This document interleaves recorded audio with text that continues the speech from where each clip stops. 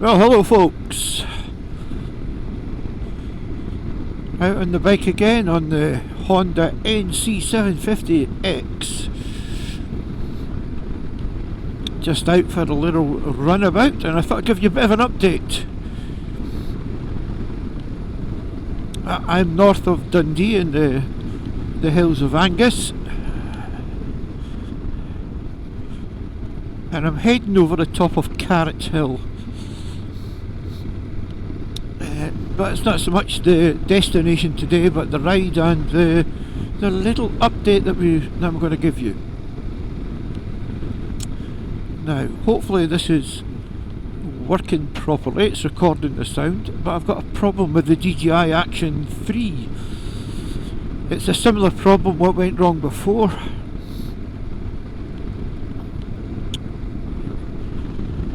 It's still under warranty for a few months yet, so I'm just seeing if it happens again, but hopefully it's been okay. I've been doing lots of stopping and starting of the video, but really frustrating.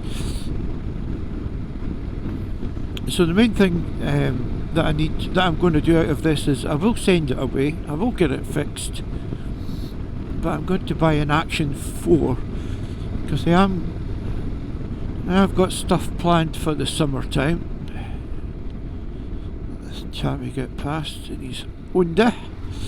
I have got things planned in the summertime, and I want to make sure that the cameras are working. I mean, last year when I went to Europe, it was just before I went, I lost my original DJI Action 1, and well, I think my video, I didn't capture all the stuff that I wanted anyway, so I'm not taking that chance this year. They're £289 for a new DJI Action 3, so we'll get one of them, methinks. The wife's given the go-ahead for another capital expenditure, so that's all good. Here we go. Get across the road, you dumplings.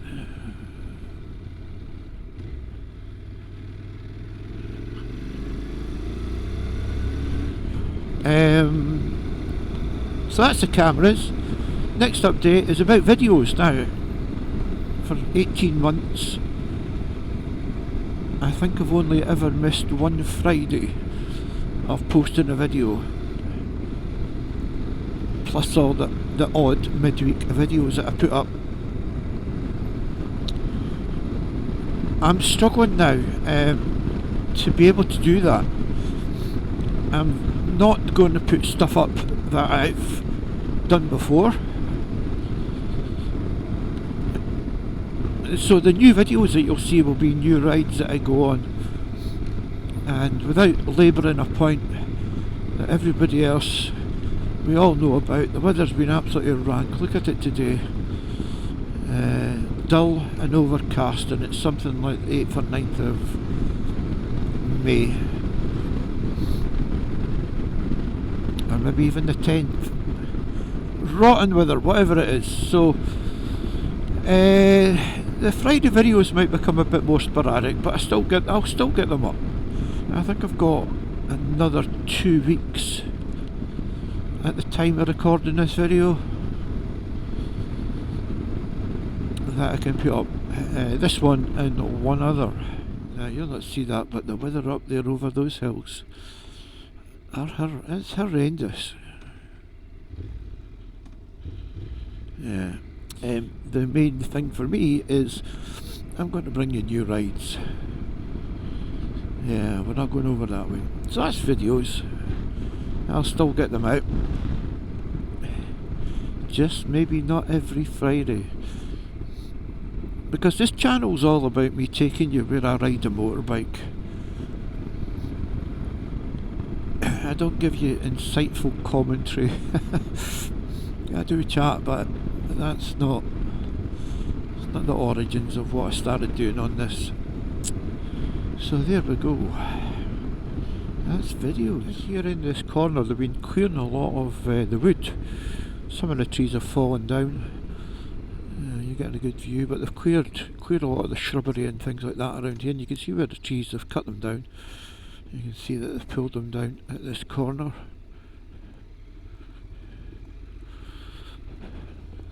doing a bit of maintenance. I think they're doing it all over the place, to be honest with you. The weather has been so much wind that a lot of trees have come down. The joys of the UK weather, eh? There we go, look at that. That was last year.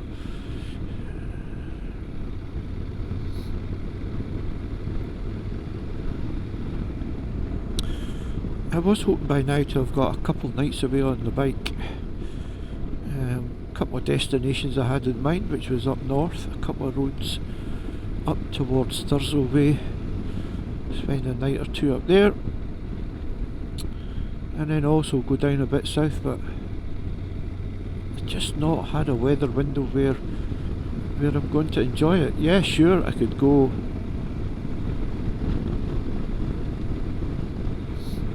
in the rain, but what fun is that?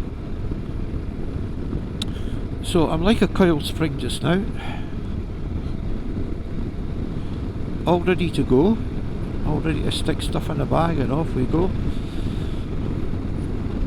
But there never seems to be 2 or 3 days without rain, and when there is, we were away to Orkney a couple of weeks ago and it was glorious weather, no rain, quite warm, very windy of course, but it was great and it was lovely back at home. So we got home on the Friday. Saturday was alright. Sunday and the next few days hammered down with rain, so just not got anywhere. I've just not been able to get anywhere. Here we go, there's a car, this is going to be interesting. I will get something away. I've only got one trip booked, and that's mid-June, mid to late June. I'll share that with you once I've firmed up a few bits and pieces, because it's still a bit variable at this moment. On the subject of new toys, I've got a new phone, my old one, which was a Samsung S9 Plus, I think it was. I broke the screen probably about 3 years ago, maybe more, and I've just put up with it. I don't use the phone anywhere near like I used to. But it's got to the point where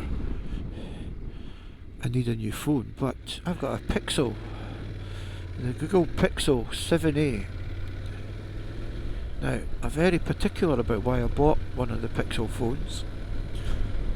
One, it was reduced, so 329 or something. It was over 450 at one point when it first came out, so nice wee bargain, good phone, nice size. So price, for something that I don't use very much. It's got a good camera on it. But what I've done is I've de-googled it. I've taken Google off of my phone and used something called Graphene OS. Now, Graphene OS is an Android operating system, but they've put back in all the security checks and balances that Google take out of their operating system. Now, when I say security, I mean all the stuff that allows them to snoop on you, to go and look at where you are, all your nearby devices, what's on your phone, all your pictures. They have the Google Play Store, and I'll put a picture up. You'll see this, all the things that I've denied the Play Store. They don't need all access to that. All they need access to is sensors and internet access, and that's it. Because it just does my head in, being old school, that how much snooping and privacy we give up to these people. So I've now got a very secure lockdown phone. However, the downside of that, it takes a little bit of time to set up. You can put the operating system on it really easily. The painful bit is getting all the apps that you need to work on the phone, and there's a bit of to and fro. And for some of these apps, like the banking apps, you've got to release some of the functionality that you've locked down elsewhere. But that's okay. But essentially it sandboxes everything now. I remember when Google first started. Now, before we go any further, they've been doing a lot of logging here. This used to be trees to both sides, like you can see that. And it was a canopy thing. It was brilliant. I loved riding through here. Look at it now, but of course you can see the remnants of the wind, and what they've done is it's pulled so many down. So I think for safety more than anything, they've cleared a path on either side of the road. And the other thing that's good for this part of the road is that deer used to come jumping out of these things, so now you've got a bit of a view to see if the deer are lurking around in the shadows. Okay, back to the Google phone. So I'm of an age where I remember when Google first came out, and I couldn't understand that they were going to develop this operating system for phones, because that was the time when the Nokia was king, and they were going to give it away for nothing. And of course we all know why that is that that gives them supreme control over your phone. It allows them access to stuff that you wouldn't really want them to get access to. And they've made an empire out of it. So I've got a new phone, and it's working very well, just about all set up now. I'm not putting all the apps I had before back onto my phone. But it is nice to get a faster phone, because that S9 was great in its time. But of course, we